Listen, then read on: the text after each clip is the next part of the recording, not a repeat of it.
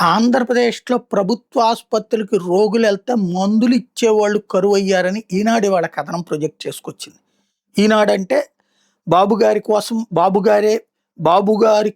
పుట్టి, బాబుగారి కోసం పెరిగి, బాబుగారి కోసం తన నైతిక విలువల్ని సైతం దిగజార్చుకున్నటువంటి పత్రిక ఇవాళ కూటమి ప్రభుత్వం మీద రాస్తోందంటే కాదు. అక్కడ భారతీయ జనతా పార్టీ మంత్రికి సంబంధించిన శాఖని టార్గెట్ చేస్తోంది.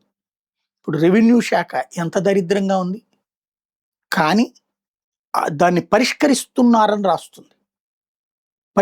అక్కడ సమస్య రాస్తూ పరిష్కరించే వేగవంతమైన నిర్ణయాలతో అద్భుతాలు చేస్తున్నారన్నట్టుగా రాస్తుంది. వ్యవసాయ శాఖ రైతులు సంతోషంగా ఉన్నారా? కానీ అద్భుతాలే జరుగుతున్నట్టు రాస్తుంది. అట్లాగే స్త్రీ శిశు సంక్షేమ శాఖ ఆ హాస్టళ్లలో ఎంతమంది ఎన్నిసార్లు ఇబ్బందులు అవుతున్నది. రెండవది మహిళలకు ఇస్తానన్న 1500 పక్కకి వెళ్ళిపోయింది కదా. సాంఘిక సంక్షేమం ఎక్కడికి వెళ్ళిపోయింది? ఆ శాఖల గురించి ఏమన్నా రాసిందా? లేదు.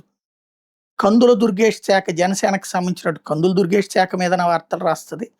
టూరిజం సరిగ్గా పట్టించుకోవట్లేదని.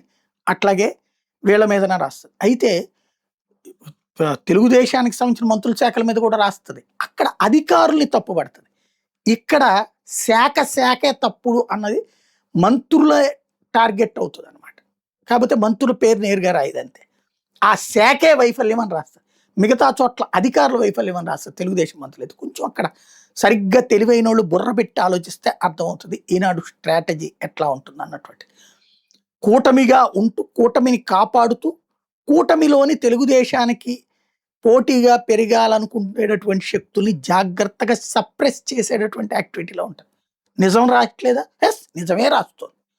నిజం రాసే సందర్భంలోనే కూటమిలోని భాగస్వామ్య పక్షాలని గట్టి సుత్తితో, ఇనప సుత్తితో బాదుతుంది. వీళ్ళని మెత్తటి సుత్తితో కొడుతుంది. అది తేడా, అంతకు మించేం లేదు.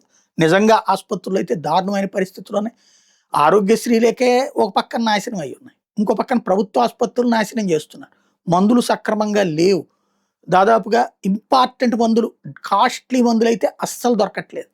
బయటికి వెళ్ళి కొనుక్కోవాల్సి వస్తుంది. ఇక గత్యంతరం లేని పరిస్థితుల్లోనే ప్రైవేట్ హాస్పిటల్కి వెళ్తారు. సాధారణంగా పేదలు ఫస్ట్ ఆర్ఎంపీల దగ్గరికి పోతారు. దగ్గరున్న ప్రైవేట్ ఎంబీబీఎస్ కార్పొరేట్ ఆసుపత్రులకు పోరు. ఈ ఆర్ఎంపీలు కాస్త వీళ్ళ దగ్గర ఏదన్నా స్తోమత ఉందంటే కనుక కార్పొరేట్ హాస్పిటళ్ళకి వీళ్ళని బలిపెట్టే ప్రయత్నం చేస్తారు. అలాంటి సందర్భంలో ఖర్చు పెట్టగలిగినటువంటి వాళ్ళు అమ్మి ఖర్చు పెడుతున్నారు కార్పొరేట్ హాస్పిటల్. లేనటువంటి వాళ్ళు ఇట్లా గవర్నమెంట్ హాస్పిటల్కి వస్తున్నారు. అలా వచ్చే వాళ్ళకి విలువైన మందులు కూడా అవసరమైతే ఇవ్వాల్సి ఉంటుంది. అది ఇవ్వకుండా ఆగుతున్నటువంటి పరిస్థితి ప్రస్తుతం ఉంది. అసలు వాళ్ళ దగ్గర మందులే లేవు అన్నటువంటి విషయాన్ని ఈనాడు ప్రొజెక్ట్ చేసుకొచ్చింది.